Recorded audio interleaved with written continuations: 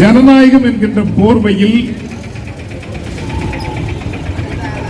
ஒரு பெரும்பான்மையினர் சர்வாதிகாரமாக மாறுகிற போது, ஆங்கிலத்தில் சொல்வதானால் when democracy becomes tyranny by the majority, அதற்கு தீர்வு என்ன என்ற கேள்விக்கு இப்போது நமக்கு விடை இல்லை.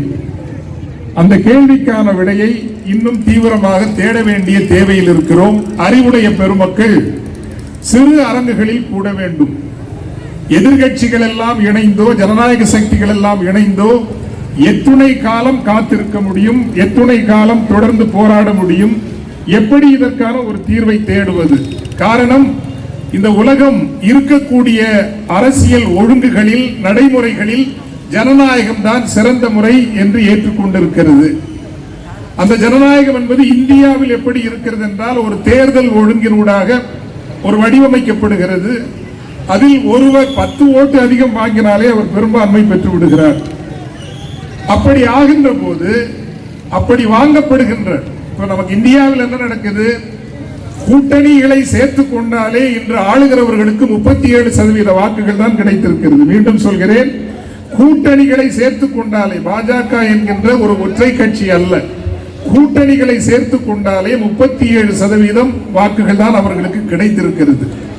37% வாக்குகளை தார்மீகமாக வைத்துக் கொண்டு இந்த ஒட்டுமொத்த நாட்டையே ஒரு சர்வாதிகார நாடாக, ஆட்சியின் நாடாக மாற்றுகின்ற போது அதற்கு விடை என்ன என்கின்ற கேள்வி ஒன்று. அவ்வகையில் இஸ்லாமிய சமூகம், நான் பேராசிரியர் அவர்களோட ஜூலை 6ஆம் தேதி மதுரைக்கு வர வேண்டும் என்று கேட்டுக்கொண்டார். நாம் அவர்கள் ஒரு சட்டத்தை கொண்டு வருகிறார்கள், அதற்கு எதிராக போராடுகிறோம். சில நேரங்களில் சில மாற்றங்கள் நடக்கிறது, இல்லை என்றால் அடுத்த ஒரு கொடுமை சட்டம் வருகிறது, அந்த கொடுமை சட்டத்திற்கு கடந்து போகிறோம்.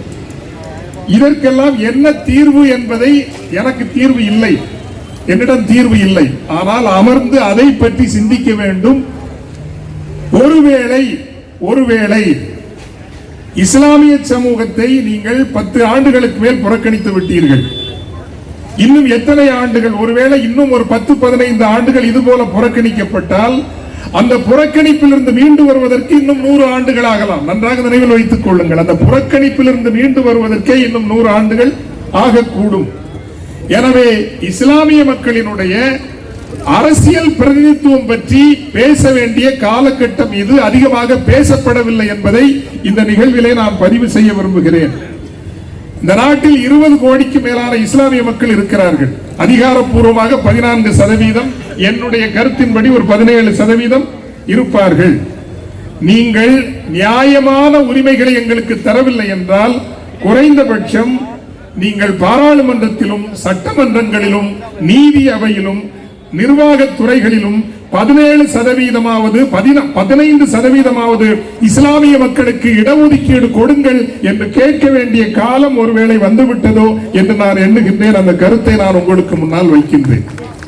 ஒன்றே, நீங்கள் இன்க்ளூசிவ் என்று சொல்லுகிற உள்ளடக்கி நீங்கள் ஆட்சி செய்யுங்கள், எங்களையும் உள்ளடக்குங்கள். நாங்கள் வேறு எந்த நாட்டுக்கும் விசுவாசமானவர்கள் அல்ல, நாங்கள் இந்த நாட்டிற்கு விசுவாசமானவர்கள். எனில் எங்களையும் உள்ளடக்குங்கள், எங்களை புறக்கணிக்காதீர்கள், எங்களுக்கு அநீதி செய்யாதீர்கள். ஆனால் எங்களுக்கு அநீதி இழைப்பதையும் எங்களுக்கு தீமை செய்வதையும் தான் உங்கள் அரசு கொள்கையாக தொடர்ந்து நீங்கள் வைத்திருப்பீர்கள் என்றால், எங்களுக்கு உரிய இடத்தை நீங்கள் எங்களுக்கு கொடுத்து விடுங்கள் என்று கேட்க வேண்டிய ஒரு காலகட்டம் இது என்று நினைக்கின்றேன். இரண்டாவதாக, நாம் இன்று சந்திக்கிற ஒரு பெரும் பெரும் பெரும் சவால் என்பது போராட்டங்களை காது கொடுத்து கேட்கிற ஒரு ஆட்சி அமைப்பாகவோ அதிகார அமைப்பாகவோ இல்லை என்னும் போது 10 ஆண்டு 20 ஆண்டு திட்டத்தை விட 100 ஆண்டு திட்டத்தை இந்த சமூகம் வகுத்துக் கொள்ள வேண்டும். 100 ஆண்டு என்பது அது மிகவும் பொறுமையோடு, ஒரு பெரும் இடரை சந்தித்து நாம் வெளியே வருவதற்கு காலங்கள் ஆகும், முயற்சி தேவைப்படும். ஆனால் அந்த ஆன்ம ஆற்றல் என்பது, மனிதனுக்குள் ஒரு ஆன்ம ஆற்றல் இருக்கிறது அல்லவா, அந்த ஆன்ம ஆற்றல் என்பது எந்த சக்தியாலும் வெற்றி கொள்ள முடியாதது என்பதை நீங்கள் நினைவில் கொள்ளுங்கள். ஒரு சிறிய உதாரணம், மனித ஆற்றல் என்றால் என்ன என்பதற்கு ஒரு உதாரணம், இந்த நிகழ்வோடு தொடர்பு இல்லாதது, ஆனால் 2 நிமிடம் சொல்லித்தான் ஆக வேண்டும். அந்த மனித ஆற்றல், ஆன்ம ஆற்றல் ஏன் நமக்கு இருக்க வேண்டும் என்று 3 வாரங்களுக்கு முன்னால், நான் கல்லூரியின் பெயர் சொல்ல விரும்பவில்லை, ஒரு கல்லூரியில் பொறியியல் மாணவி, இங்கிருந்து அதிகபட்சம் 1.5 கிலோமீட்டர் இருக்கலாம் அந்த கல்லூரிக்கு, பொறியியல் மாணவி 4ஆம் ஆண்டு கடைசி தேர்வு எழுதுவதற்கும் 4 மாதங்களுக்கு முன்னால் இரத்த புற்றுநோய் என்று மருத்துவ அறிக்கை வருகிறது. கடைசி ஸ்டேஜ் என்று சொல்வார்கள், 4th ஸ்டேஜ், உயிர் பிழைக்க முடியாது என்று சொல்லி விடுகிறார்கள். அதோடு நாம் படுத்து விடுவோம் இல்லையா? சாதாரண பிள்ளைகள் என்றால் படுத்து விடுவார்கள், நம்பிக்கை இழந்து விடுவார்கள். இந்த பிள்ளை, நான் அப்படியே என் வாழ்வினுடைய முடிவை சந்திக்க நேர்ந்தாலும் ஒரு பொறியாளர் என்கின்ற அந்த பட்டத்தோடு என் வாழ்வை நான் நிறைவு செய்ய விரும்புகிறேன் என்று படிக்கிறது. உண்மையிலேயே இந்த மேடையில் நின்று கொண்டு அந்த பிள்ளைகள் எல்லாம், அந்த பிள்ளையை போன்றவர்கள் தேவதைகள். லக்ஷ்மி என்பது அந்த பிள்ளையினுடைய பெயர். அந்த பெற்றோரும் அந்த பிள்ளையும், பெற்றோரை வணங்குகிறேன். அந்த பிள்ளை எங்கிருந்தாலும் இறைவன் அந்த பிள்ளைக்கு நித்திய அமைதியை கொடுத்திருப்பார் என்கிற நினைவோடு சொல்கிறேன். கடைசி பரீட்சையை, தேர்வை வந்து எழுதுகிறது. 12 மணிக்கு வீல் சேர்ல இருந்துதான் எழுது தேர்வை வந்து நல்லா எழுதி அந்த பேப்பரை கொடுத்துட்டு வீட்டுக்கு போகுது. 12 மணிக்கு தேர்வு எழுதி முடிக்கிறது. 3 மணிக்கு அந்த பிள்ளையினுடைய உயிர் பிரிகிறது. 3 வாரங்களுக்கு முன்பு நடந்த ஒரு நிகழ்வு. இப்புனைகதை அல்ல, நிகழ்வு. இதைத்தான் ஆங்கிலத்தில் the power of the human spirit என்று சொல்லுவார்கள். எல்லாம் உங்களுக்கு எதிராக சூழ்கிற போதும் கூட நாங்கள் நிலை குலைவது இல்லை, நாங்கள் அசைவது இல்லை, நாங்கள் அஞ்சுவது இல்லை, நாங்கள் அடிபணிவது இல்லை, நாங்கள் விட்டுக் கொடுப்பது இல்லை என்கின்ற உறுதியோடு எப்போது செயல்படுகிறோமோ, இன்று நம் காலத்தில் ஒருவேளை வராது, நம் பிள்ளைகளின் காலத்தில் வராது.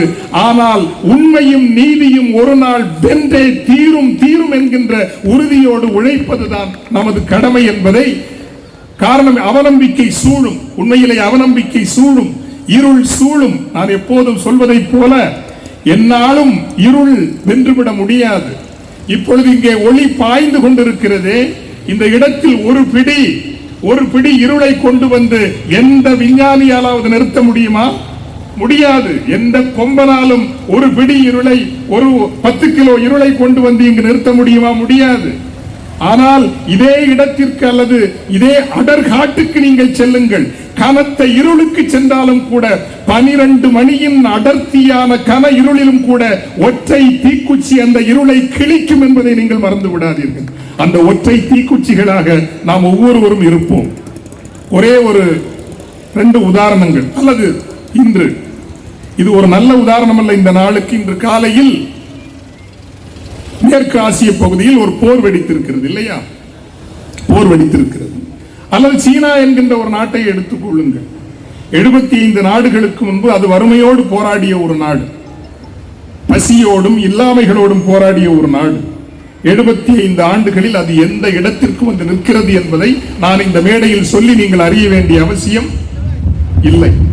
நான் கேட்கிறேன், இஸ்லாமிய மக்கள் இந்திய நாட்டில் எத்தனை கோடி பேர் இருப்பார்கள்? பெண்கள் நிறைய பேர் அமர்ந்திருக்கிறீர்கள், சொல்லுங்களேன், எத்தனை கோடி பேர் இருக்கிறீர்கள்? 2021 மக்கள் தொகை கணக்கெடுப்பின்படி ஏறக்குறைய 21 கோடி. ஆனால் இன்றளவில் கணக்கில் வராதது என்று பார்த்தால் ஒரு 25 கோடியாவது இருக்க வேண்டும். இந்த 25 கோடியில் நான் 50% கேட்கவில்லை.